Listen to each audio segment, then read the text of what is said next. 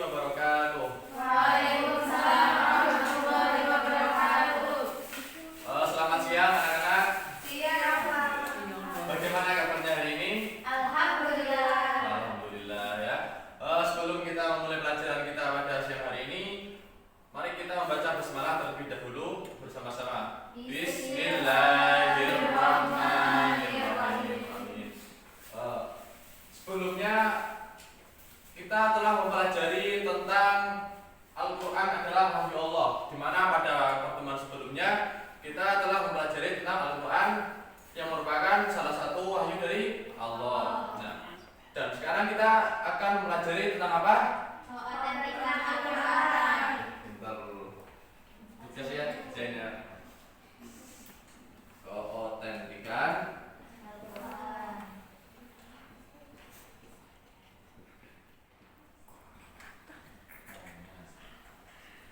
Baik, Al-Quran diturunkan pada bulan apa, anak-anak? Bulan Ramadan, tanggal berapa? Tanggal 17 Ramadan, pinternya. Nah, keautentikan Al-Quran itu apa sih? Nah, menurut Kamus Besar Bahasa Indonesia atau KBBI, keautentikan merupakan keaslian atau dapat diartikan juga dapat dipercaya atau dapat dipercaya sumber Al-Quran ini merupakan dari Allah Subhanahu wa taala dan tidak ada satupun yang dapat menandingi atau membuat yang semacam Al-Quran ini. Berhubung hari ini merupakan bulan puasa atau bulan Ramadan, maka sangat berkaitan erat dengan Al-Quran, di mana Al-Quran ini merupakan salah satu wahyu Allah yang diturunkan kepada siapa? Nabi Muhammad melalui perantara malaikat Jibril. Nah, dari keautentikan Al-Quran ini dapat ditarik ada 3 bukti, yang dimana pertama adalah adanya penjagaan dari Allah Subhanahu wa taala.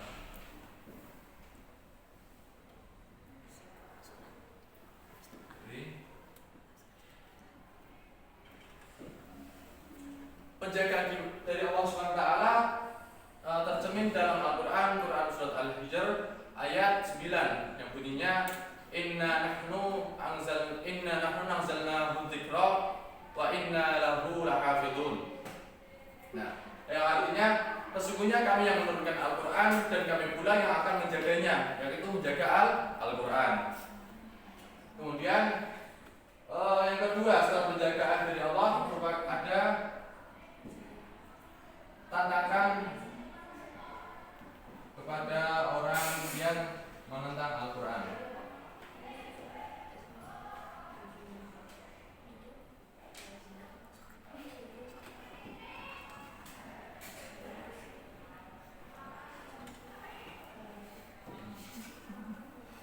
Nah, tantangan kepada penentang Al-Quran ini terdapat beberapa dalil yang di dalam Al-Quran. Yang pertama ada Quran surah At-Tur ayat 33 sampai 34 dan Al-Quran surat Al-Isra ayat 88 yang mana menyatakan dalilnya barang siapa yang bisa menandingi atau membuat yang semacam Al-Quran secara keseluruhan maka mustahil. Artinya tidak ada satupun baik dari golongan jin maupun golongan manusia yang dapat menciptakan semacam Al-Quran secara keseluruhan. Nah, yang kedua dari dalilnya ada dari surat Al-Hud, dari surat Hud ayat 13 yang mengatakan bahwasanya tantangan kepada orang yang menentang Al-Quran untuk membuat 10 surat semacam Al-Quran. 10 surat. Nah, kemudian ada lagi dari surat Al-Baqarah ayat 23 yang menentang atau mengajukan tantangan kepada orang yang menentang Al-Quran untuk membuat 1 surat semacam Al-Quran. Nah, kemudian bukti keautentikan Al-Quran ada lagi yang ketiga, yaitu penjagaan dari para hufaz atau orang-orang yang menghafalkan Al-Quran.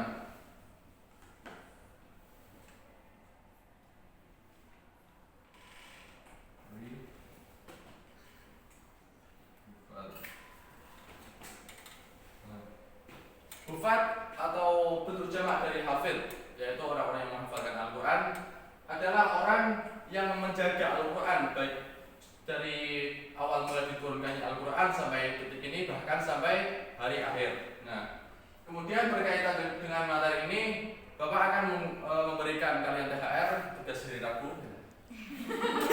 THR bukan tunjangan hari raya, kan masih lama.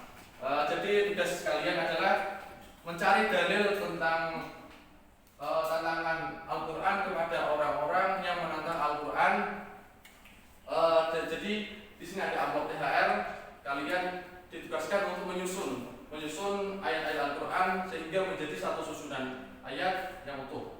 Untuk yang depan 4 orang ya, yang depan kelompok 1 untuk menyusun ayat yang pertama dan kelompok 2 untuk menyusun ayat yang kedua. Saya beri waktu 3 menit.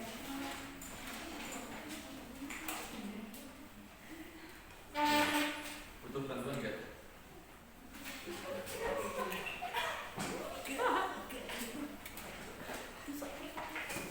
Sudah menghafalkan kan?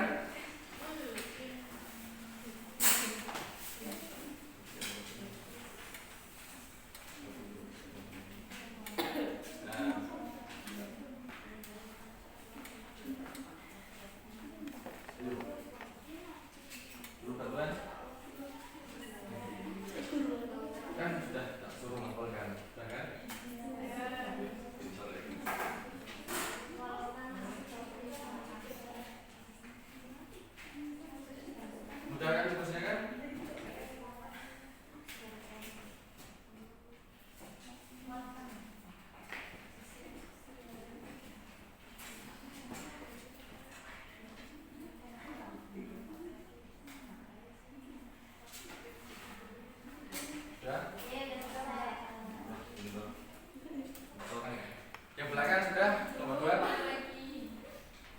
Semangat ya. Bulan puasa ini kita harus semakin semangat dalam belajar atau berilmu, karena ada hadis Rasulullah yang mengatakan barang siapa menuntut ilmu atau menghadiri majelis ilmu pada bulan Ramadan, maka Allah melipat gandakan satu langkah dia menuju majelis tersebut setara dengan ibadah selama 1 tahun. Jadi ya, momen kita untuk bertolabul ilmi atau menuntut ilmu ini harus digunakan secara maksimal, harus semangat ya. Sudah? Oke. Setelah selesai mengerjakan tugas, saya minta satu perwakilan kelompok untuk membacakannya dan membacakan arti dari surat yang dibacakan. Boleh membacakan ayat 1, kemudian satunya lain membacakan artinya. Silakan, Mbak.